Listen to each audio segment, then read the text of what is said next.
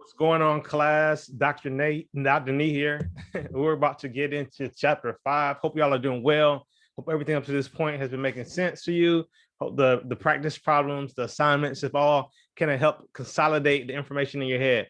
But now, without further ado, we're going to go over here to our document cam, and we're going to talk about what in chapter 5 is presented, and that is torsion. Torsion in chapter 5. Right now, some things about torsion I want you to keep in mind. Torsion is caused by a force known as torque. Torque is the force that causes torsion. If you think of it, and actually more accurately, I would say torque is a moment. That's actually in the definition, a moment that turns a matter or a member about its longitudinal axis. All right. Torque is a moment that turns a member about its longitudinal axis. And so to show you what I'm talking about, here's an example of a case in which torque is applied. Here we have a soil auger. It is a drill bit, large drill bit, and torque is being applied to this member. And there is a rotation about this longitudinal axis of the member. And so that this is applied so that they can experience a drilling force as it goes deep into the soil. And what happens is when you're having this torque applied to a member, let's take a look at this one right here, to a member, before any torque is applied or before any deformation takes place, right? It looks like this. We have these lines drawn along the longitudinal axis and around the circumference as well, just to show you how things look before deformation occurs. But as the soil reacts, as it interacts with the soil, you're going to have a twisting deformation that takes place. Now, I want you to notice a few things as this takes place. I want you to pay attention to the concept, because you will notice a few things. If you imagine that it is fixed, this is the fixed end right here. What you will see is that these longitudinal lines are twisted at the angle, right? They're twisted at the angle, but the amount that these longitudinal lines are twisted varies along the shaft, right? So the angle of twist, that's what we call it. This is the angle of twist. It varies along the length of the shaft, along the longitudinal length of the member. So that means that the angle of twist at one point will not be exactly the same as the angle of twist at another point along the shaft. All right. Another thing I want you all to keep in mind, and I'm going to write this out in just a little bit, is that just like in other members that we looked at when it came to normal forces and normal deformations, that there is a stress that takes place, a stress and a strain, right? So there's a shear stress that takes place when this thing is experiencing torsion, as well as a shear strain. And the amount of shear stress and shear strain doesn't vary along the length of the shaft, or longitudinal length, but it actually varies along the length of the radius. So what that means is, if you look right here in the middle, hope you can see my cursor here, there is a amount of shear strain that will take place close to the center. And as you go further out, the amount of strain that will take place increases, such that the maximum amount of strain that takes place for any given angle of twist is going to be on the outside surface, or the furthest length from the centroid along the radius. So we got a couple of concepts again to keep a note. I'm gonna come over here. So first we got torque, right? A moment that turns a member about its longitudinal axis. Then we have what we call the angle of twist, which looks like this. We're going to call that the angle of twist.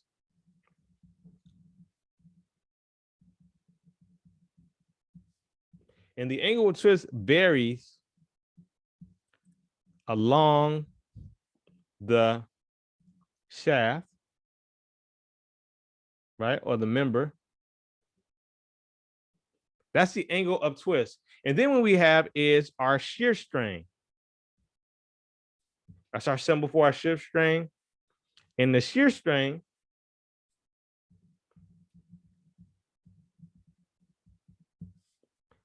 it varies right here.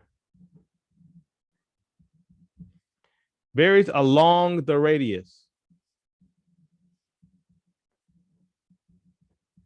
So shear strain varies along the radius, the cross section. This is come back here and show you again.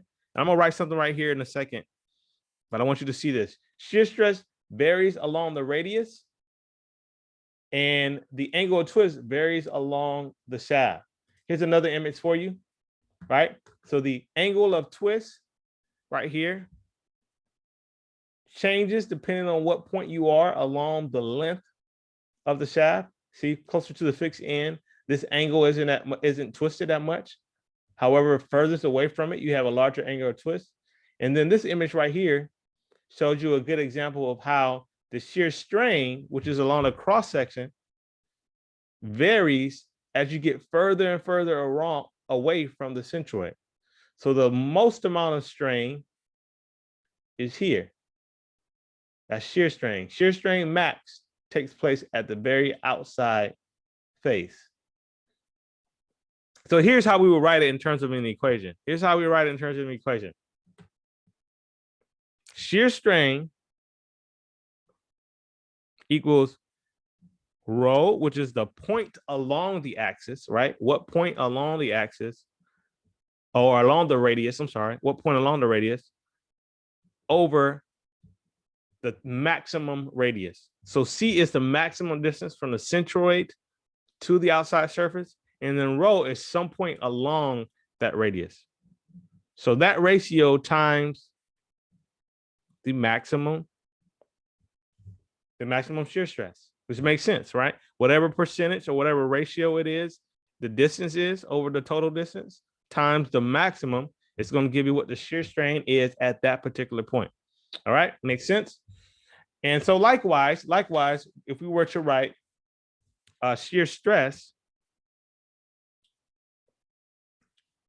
I'm going to do tau, of course, shear stress is equal to that ratio, some point along the radius over the maximum length of the radius. That's what C is. Times the maximum shear stress.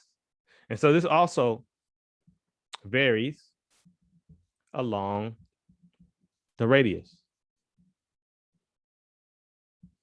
All right, these are some concepts you need to keep in mind. I want to make sure you understand these moving forward, because we're going to jump into a couple of example problems in just a second. Now, I do have one more concept I want to show you before our first example problem, and I'll just write this on the back. I'll write this on the back here. And what we want to describe this to you is, this is known as torque, right? Torque. We told you it's a moment that causes a rotation along the longitudinal axis. So torque is represented by T, is equal to the maximum shear stress over the radius. C is the maximum length away from the centroid. C is the radius, times J. This is that additional concept I'm showing you real quick, times J.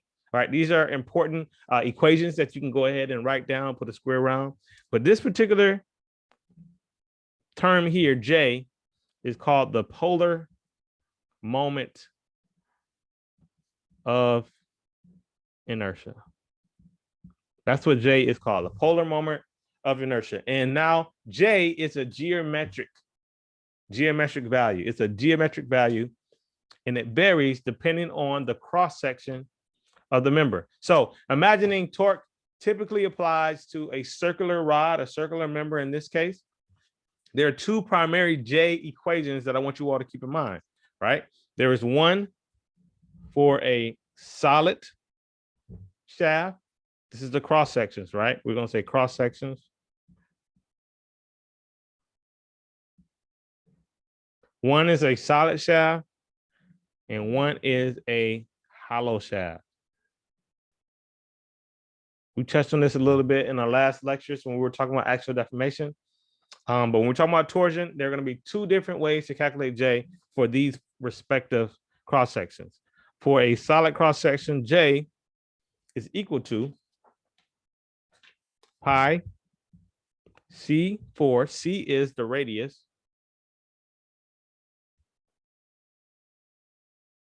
over 2. That is for solid. Keep that in mind. This is for solid. And for a hollow, J is equal to pi times C outer to the 4th minus C inner to the 4th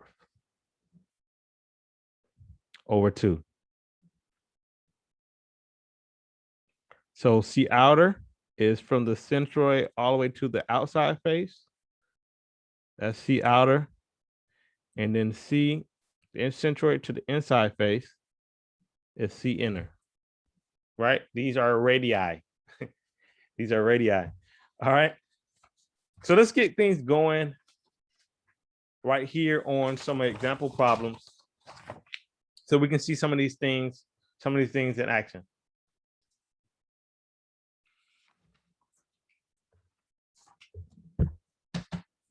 Now, for our first example, we're going to look at problem 5-3, 5-3. And I have on the screen the problem statement so that you can follow along with me in this case. It says a shaft is made of aluminum alloy having an allowable shear stress of 100 megapascals. That's the allowable. That's how much we can get out of it. If the diameter of the shaft is 100 millimeters, the diameter, which is 2 times the radius, take note of these things. The diameter is 100 millimeters. Determine the maximum torque T that can be transmitted. What would be the maximum torque T prime if 75 millimeter diameter hole was bored through the shaft? So they're asking us in 2 different cases, one with a 100 millimeter diameter and the other with a 75 millimeter diameter. Sketch the shear stress distribution along a radial line in each case. And that sketch is going to help us visualize it a little bit more. But let's come back over here to our document cam. And to make things easier, I will show you the image on the screen for that problem. All right. Boom, there we go. All right. So the first thing he wants to do is to look at it as if it's solid. Look at it as if it's a solid shaft. And so we're going to start off with this equation here. We're going to start off with the equation that we wrote just a second ago. We showed you that torque is equal to tau max over C times J. Now we're going to rewrite that. Actually, we don't have to rewrite it at all. We don't have to rewrite it at all. We know that we have a torque T that we're trying to find. It gave us allowable. It gave us allowable. So that will be our max.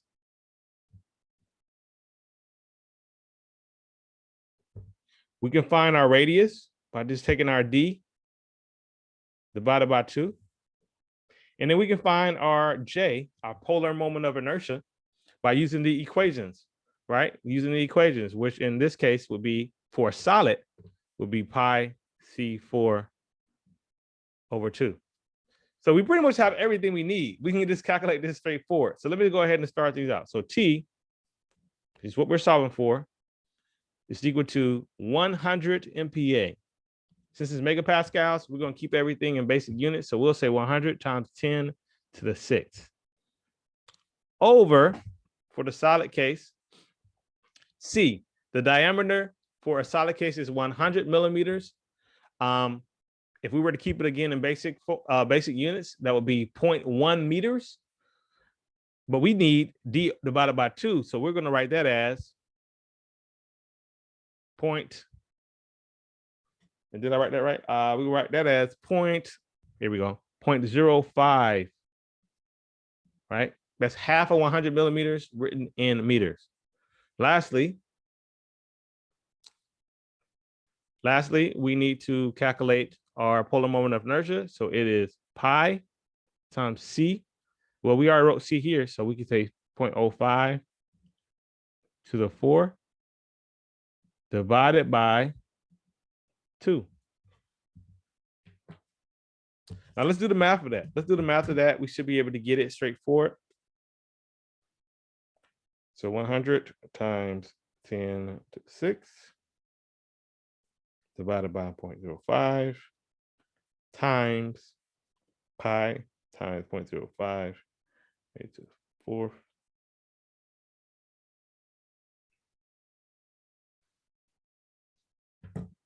And the answer that I get for this is T.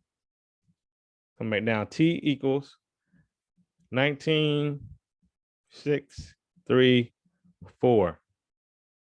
19,634. And that will be newtons per meter. Or we can write that as 19.6 kilonewtons per meter. That's it. That's the first answer.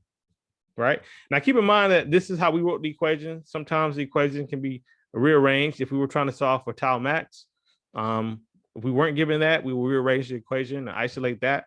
But in this particular problem, it was pretty straightforward because we were trying to solve for, as it asks us, the maximum torque. So we used the allowable tau, we use the C, which is half of the diameter, and then we used it for a solid. Now we're going to do the other thing. We're going to do the other case, right? When you have a tau or a T torque prime, T prime, if a 75 millimeter diameter hole were bored through the shaft. So in this case, same equation.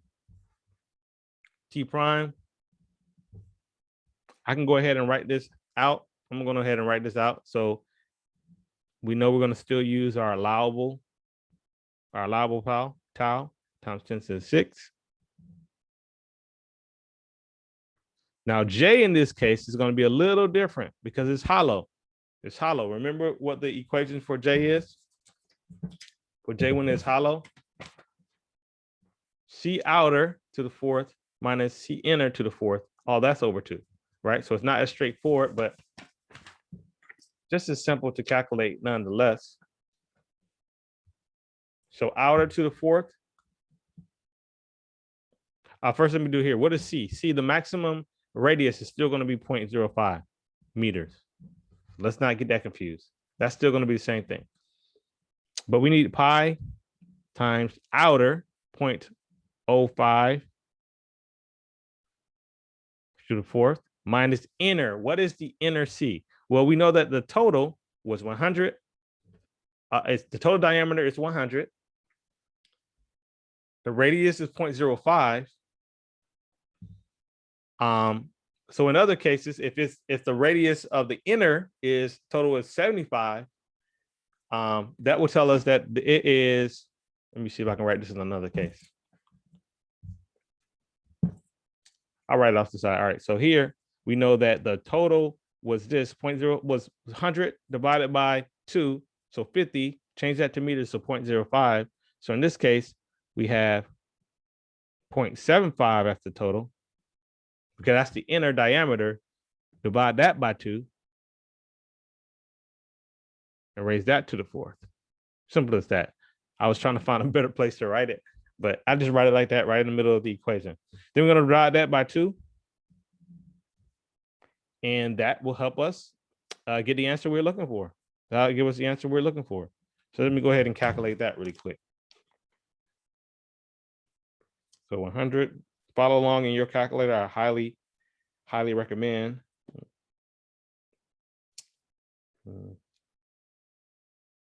6 divided by 0.05 times pi.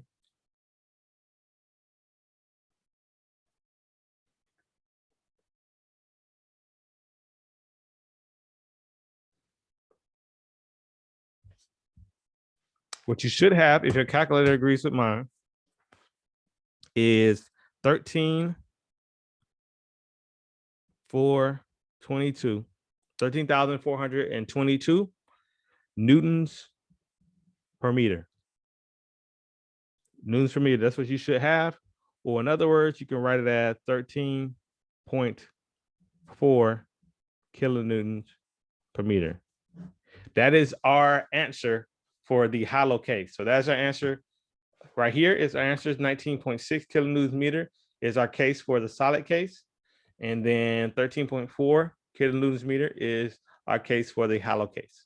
Now, that's not the last thing that it asks us to do in the problem. It says, sketch the shear stress distribution along the radial line in each case.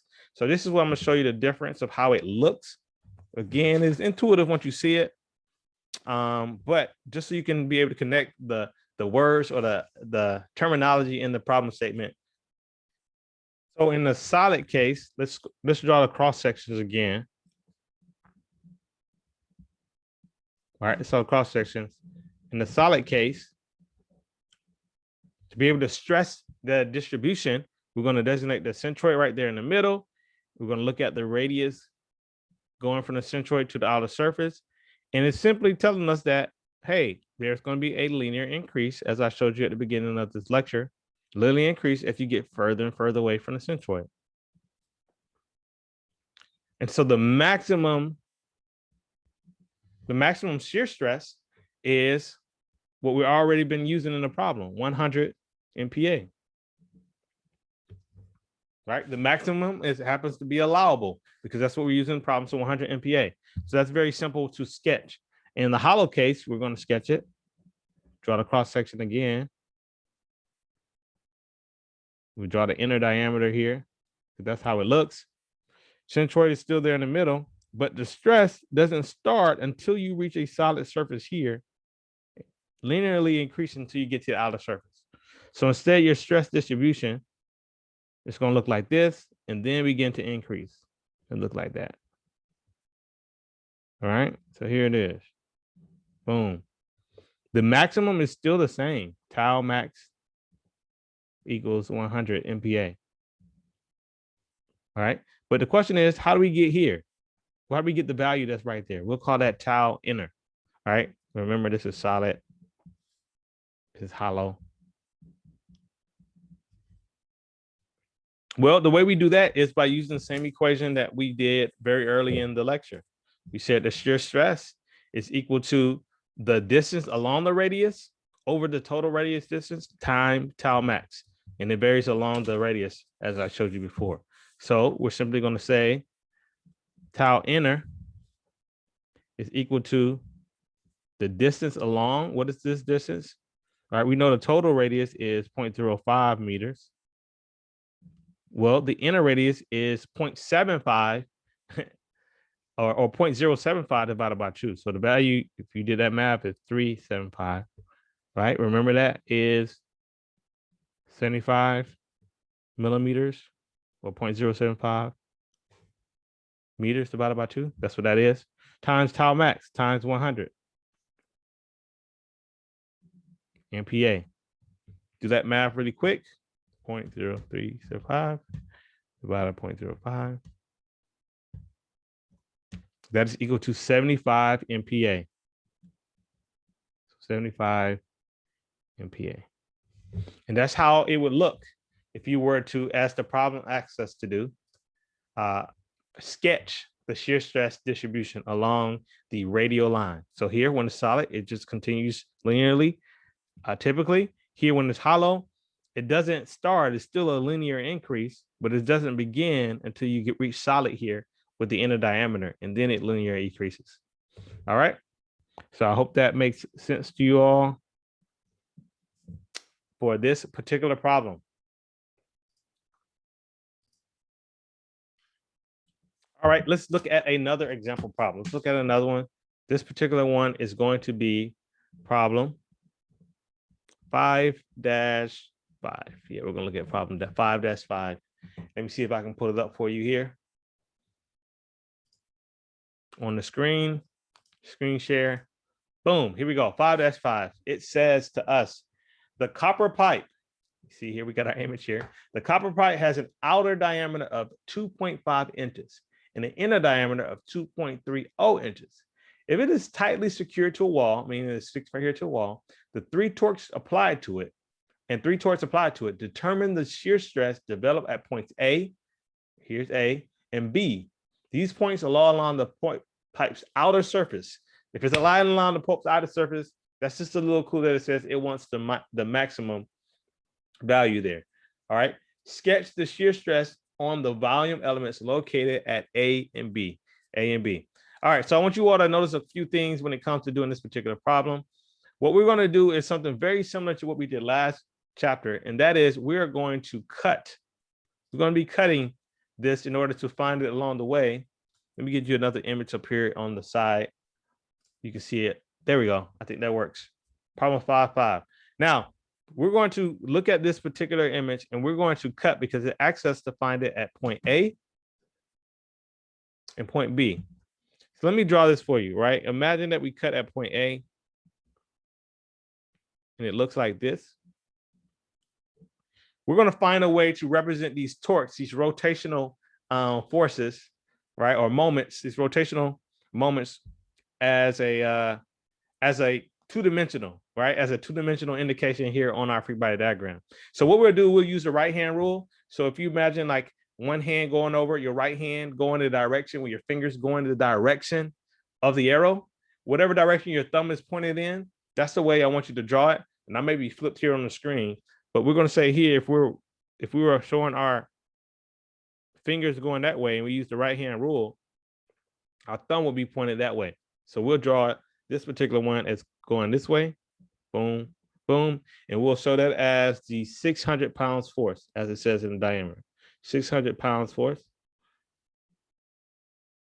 And then right before we get to A, there's another applied torque. But in this case, we see the rotation going this way with our fingers using our right hand.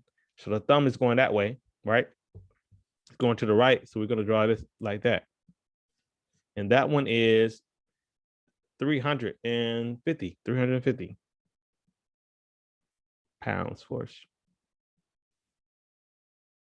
So that means that there is an internal torque here. There's an internal reaction, and we'll use our same sign conventions, right? So we'll say that's negative and that's positive. So that means that to balance this out, to keep this in equilibrium at this cut A, that's what we're cutting it at. We're cutting it at A. We're going to have an additional torque in this direction of 250, right? 250 plus 350 is going to equal out that 600 that's going in the other direction. So the thing that asks us to do at this point A, first thing we're going to do is determine the shear stress at point A. And it tells us that it's on the outer surface. So we want to use the max. So we're going to use this equation here, right? We started off with this equation. Remember earlier in our last problem, we just did tau max. Let me jump here. Tau max, or in this case, tau A, is equal to torque times the radius over J. This is just a rearranging of the equation that we did in the last problem. It's just a rearranging of it, right? So we know that there is a torque in the middle of, or internal, that's going to be 250. That's what we're going to use here at this cut, 250. All right, and this is pounds foot, so we'll keep it there. Since this is pounds foot, we'll convert it to inches by multiplying the foot times the 12. So we'll do 12 there. And then we need the radius. What is the radius? As it tells us, it says the copper rod has an outer diameter, right? Because we're dealing with the outer if it's on the surface. Outer diameter of 250. That's what it says in the problem. So the radius is just half of that. So 2.5, I'm sorry, divided by 2, it's going to be our radius. So that's just 1.25. Then we're going to divide this by J. Now, is this a hollow or a solid? That's correct. It is hollow. So we're going to do our J by saying pi times the outer C. This is the outer C here. So 1.25 to the fourth minus the inner. The inner diameter is 2.3. So 2.3 divided by 2. 1.15. So 1.15 to the fourth. All over, put that there, gonna be all over 2. That's our equation. That's what's gonna get us the stress, the shear stress on the outer surface. So at A, see what this gets us. Go ahead and follow along on your calculation, on your calculator. 250 times 12 times 1.25 pi times 1.25 to the fourth, 1.15 raised to the fourth, 3.4. So here's what I have here. I have a value of 3.447 pounds per square inch. Or we could say 3.45 kips per square inch. That's what we have for the stress, the shear stress at A. Do you concur? Does your calculator concur with mine? I hope so. I hope so. All right, so let's do the other one, right? The other one says take a cut at B. Take a cut at B. So cutting it at B will look something like this. So we're going to draw the cut at B also as a free body diagram, just like we did here at A. And this one will instead look like this. It'll be a little longer. A little longer. Still going to draw our directions the same. So this is 600 pounds foot. Here it's going to be a 350 in this direction.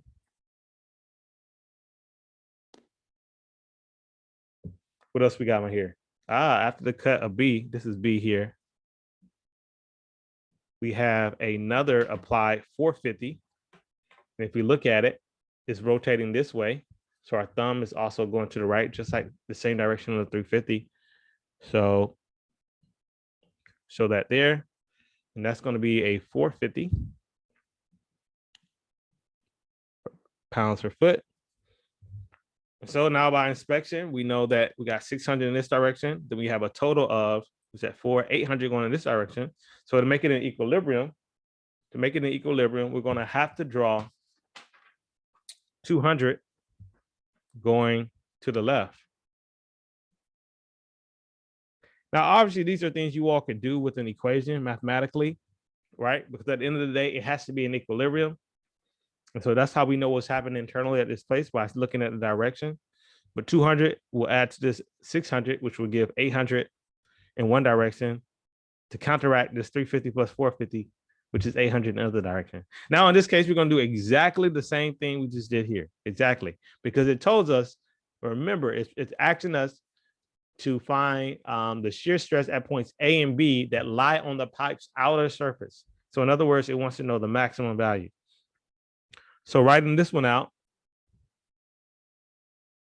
tau B is equal to the internal torque, which is 200 in this case,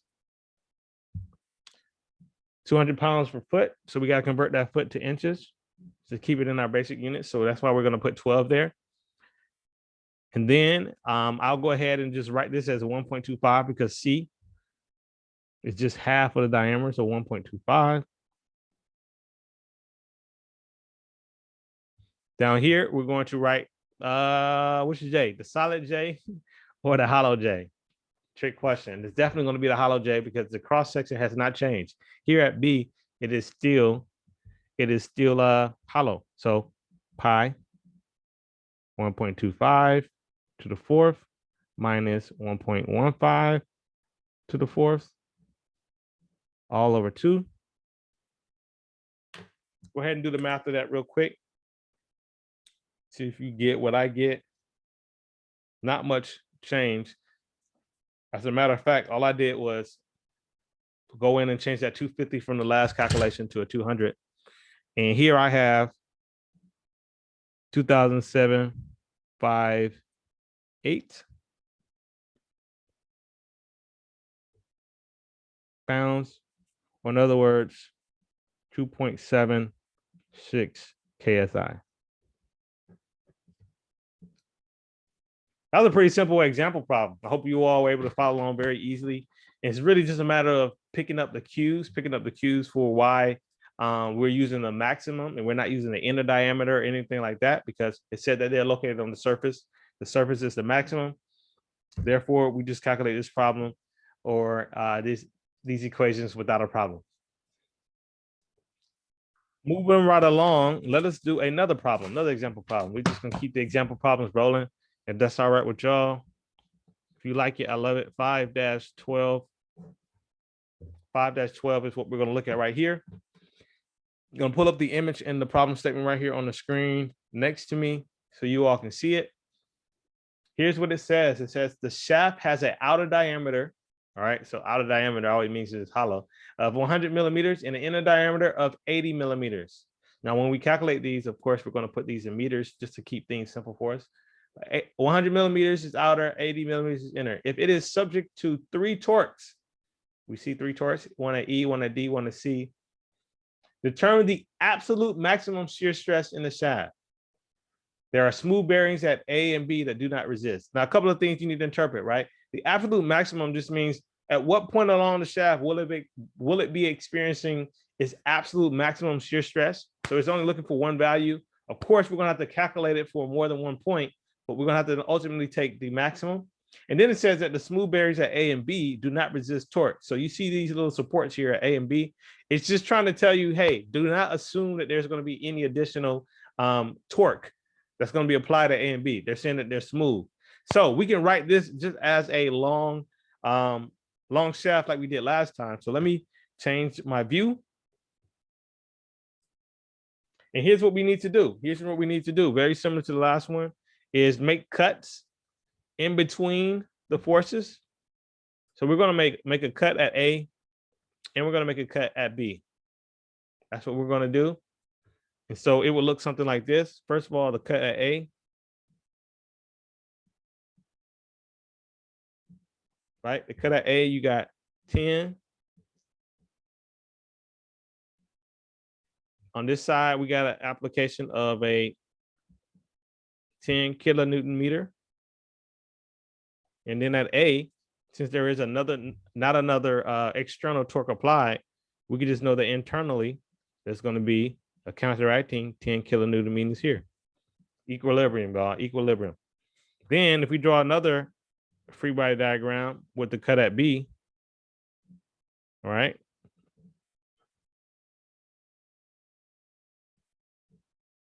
(10 kilonewtons meter). Then at D, there's going to be another one, right? Opposite direction. It's going that way. So we're going to draw, that is 15 kilonewtons meter. And so equilibrium on the inside internally means that there's going to be another 5 added to that 10 going this way to keep it in equilibrium. All right, so what we need to be able to do, right, is in order to determine the maximum, right, the maximum, absolute maximum shear stress, the maximum shear stress, just so you know, max, just rearranging of it, equals torque C over J. That's our equation for the maximum. We're going to plot it along the length of the shaft. We're going to plot it along the length of the shaft. From left to right, we're going to plot it. We have some lengths. This will be E. The next one is D. We'll say that this point here is D.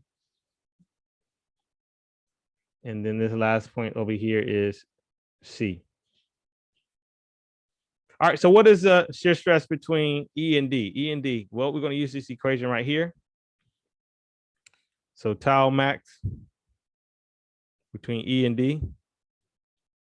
I'll show it that way. Internally, that's where this cut is. We have 10 kilonewtons, so we'll say 10 to the third C. Well, the outer diameter is 100 millimeters. So that means that the radius is 0.05 millimeters.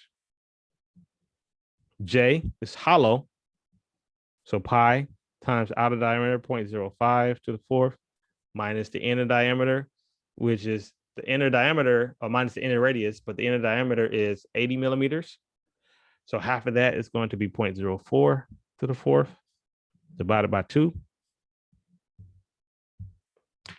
Let's run that real quick. So we got 10 times 10 to the third times 0.05 divided by J, which is pi times 0.05 to the fourth minus 0.04 to the fourth divided by 2.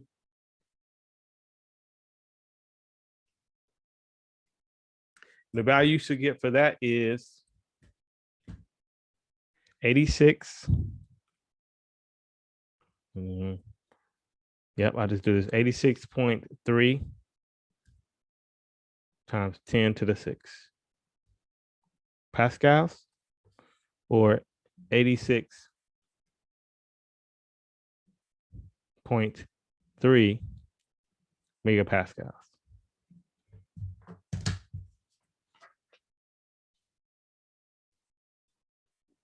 Now, let me show you something really quick. Well, I'll come back to that. So this is where we are between E and D. So tau max D E is going to have an internal of 5, -5 in this case, times 10 to the third, times 0.05 as our C, divided by the same value of J. Side that up so y'all can take a look. To the fourth minus 0.04 to the fourth divided by 2. If you were to do the math of that,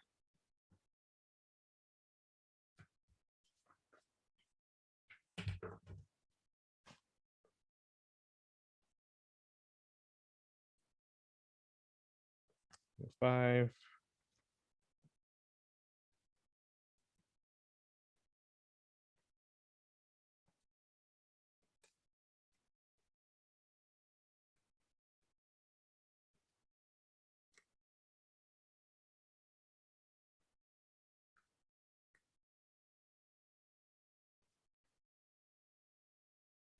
So in this case, I have a 1, 2, 3, a negative 43.1 times 10 to the 6 PA, or 43.1 MPa. Well, which one is the absolute max? Which one is the absolute max? Obviously, it's the 86.3. So this is our answer. This is our answer. But one of the things that we could have done, right off the bat, and this is always safely, right? It's a safe route to go ahead and calculate it for yourself. But you could have looked at when you cut it between E and D, you have a positive 10. So this is what the distribution would look along the shaft. You would have a positive 10, right? Kilonewtons a meter. This is a torque chart if you wish to. And then here between D and C, it goes all the way down to a -5, a -5.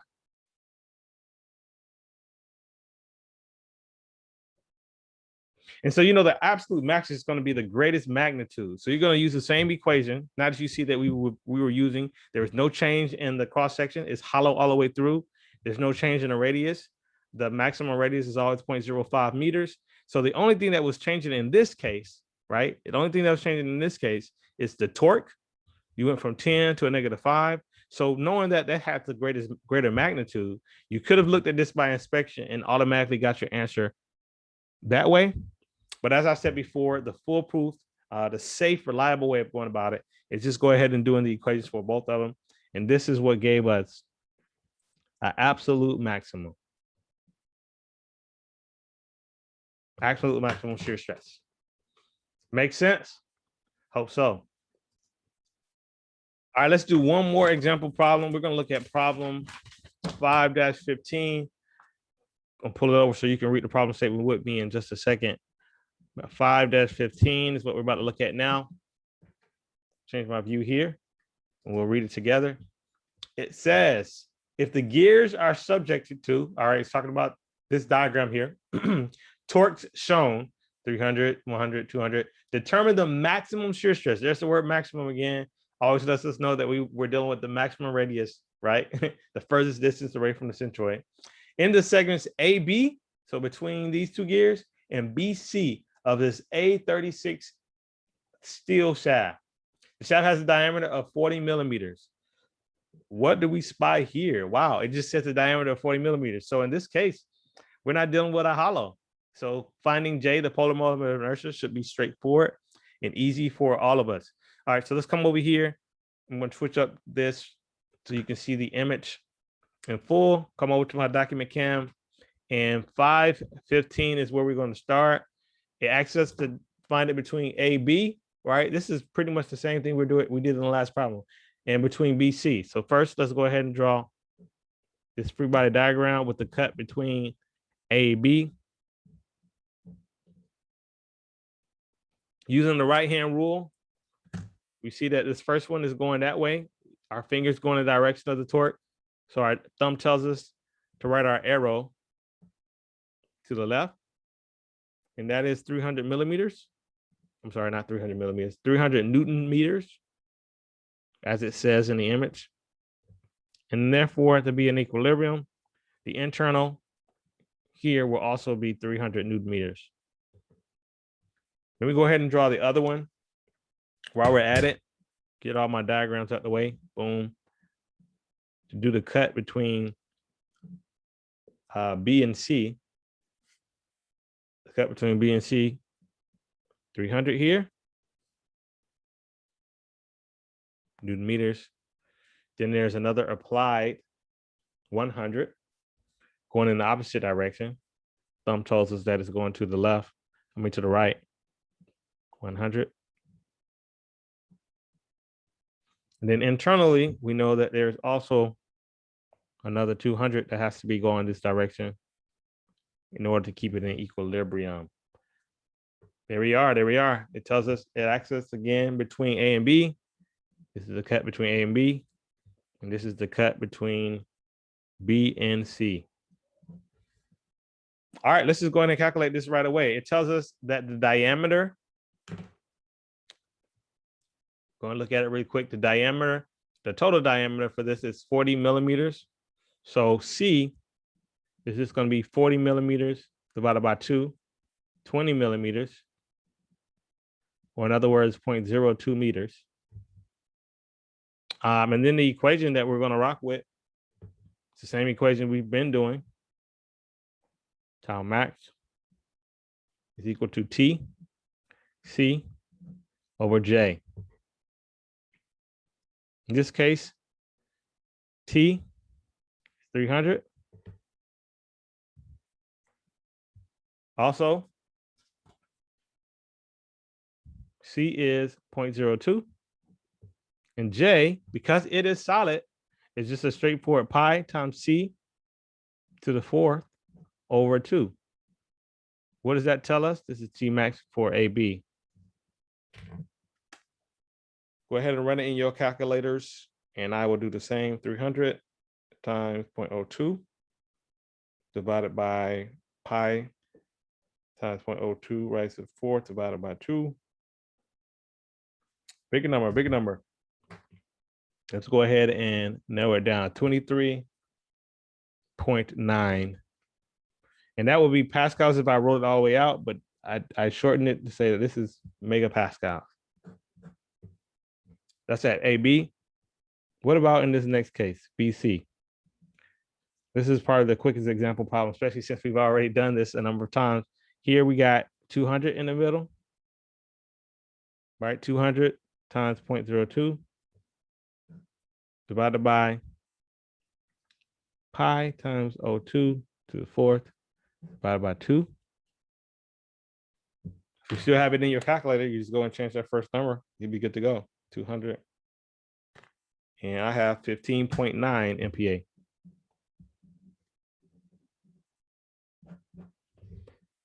That would ask us to do? Yep, it just said the maximum shear stress in both segments. So here we are in the first segment. Here we are in the second segment. Straightforward. Not much else for me to say in this case, because we did the exact same process as last time. You just have to make sure you understand and interpret the words correctly when you're reading it. Make sure you're using the radius, not the diameter. They give you the diameter. It's always got to divide it. If they're asking for the maximum, then you're always going to use C here. You see, if they're not asking for the maximum, they're asking you at the internal, then you're going to have to do our other equation, which shows that it's just a proportion. All right, the point along the radius over the maximum radius times that maximum value is what's going to give it to you if you're not dealing with the max. But if you're dealing with the max, then you can just keep rocking with C right here, and you'll be good to go. Just make sure you interpret the problem and pull out the right equation. And that concludes this lecture. All the best on your upcoming assignments. All right, take care. Peace.